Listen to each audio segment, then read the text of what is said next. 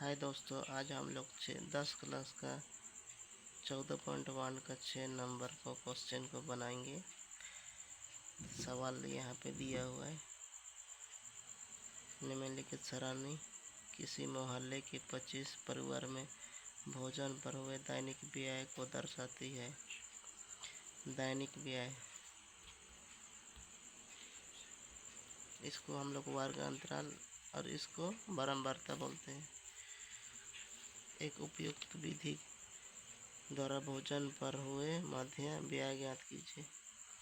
इस प्रकार हम लोग सॉल्व करेंगे। इसको हम लोग वर्ग अंतराल बोलते हैं। इसको हम लोग बारंबारता, इसको एपाई से ये दोनों लाइन सवाल में है। वर्ग चिन्ह को हम लोग एक्स आई और इधर एफ आई गुना एक्स आई। वर्ग चिन्ह के लिए हम लोग इन दोनों को जोड़ के 2 से भाग करेंगे। 100 और 150 को जोड़ेंगे तो 250, 250 को 2 से भाग करेंगे तो 125। वैसे ही 150 और 200 को जोड़ेंगे तो 250, इसको भाग करेंगे तो 175 रहेगा। वैसे ये दोनों को जोड़ के 2 से भाग करेंगे तो इतना आएगा। फिर ये दोनों को जोड़ेंगे, फिर इसको 2 से भाग करेंगे तो इतना आएगा। 300 और 350 को जोड़ेंगे तो 650 होगा।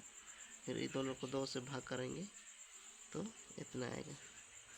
फिर एफ आई गुना एक्स आई, ये लाइन को हम लोग बारंबारता को एफ आई और वर्ग चिन्ह को एक्स आई, तो ये दोनों को गुना करेंगे तो इतना होगा। 125 को 4 से गुना करेंगे तो 500, 175 को 5 से गुना करेंगे तो 875 होगा। फिर 12 को 225 से 27 होगा। फिर 2 को 275, इतना 550। 2 को 325 से गुना करेंगे तो इतना होगा। फिर हम लोग एफ आई गुना एक्स आई को जोड़ेंगे तो 5275 आएगा। फिर बारंबारता एफ आई को जोड़ेंगे तो यहाँ पर 25 होगा। नीचे में हम लोग योग लिखेंगे तो ये दोनों बारंबारता का लाइन को जोड़ेंगे और एफ आई गुना एक्स आई का लाइन को जोड़ेंगे तो इतना हुआ।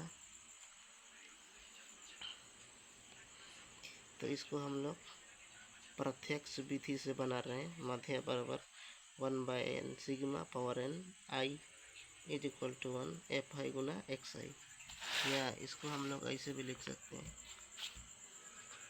एक्स का bar is equal to sigma F I गुना एक्स आई बटा एफ सिग्मा एफ आई। दोनों सूत्र को लिख सकते हैं, उसको लिखें या तो इसको लिखें। इतना 5200 ऊपर का मान आया था इतना एफ आई गुना एक्स आई, फिर नीचे का मान आया था इतना। यहाँ पे हम लोग n भी लिख सकते हैं, 1/n, n जगह का इतना 25 आया है। तो इसको हम लोग सॉल्व करेंगे।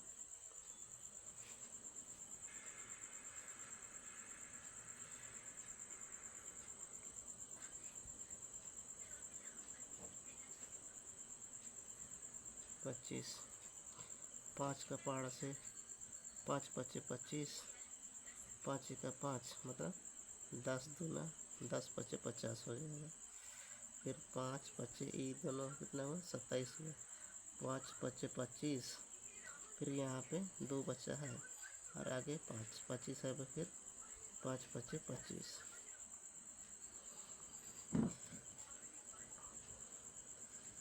10 55 बटा 5।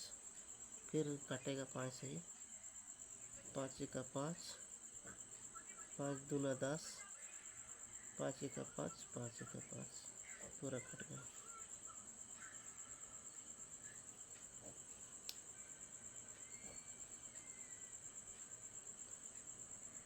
पाँच दूना 10, 5 का 5, 5 का 5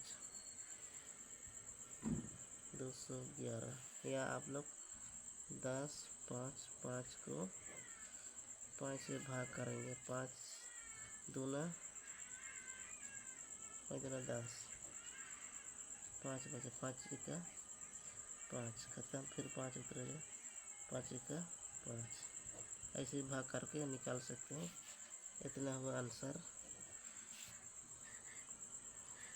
इसको हम लोग प्रत्यक्ष विधि से बनाएं।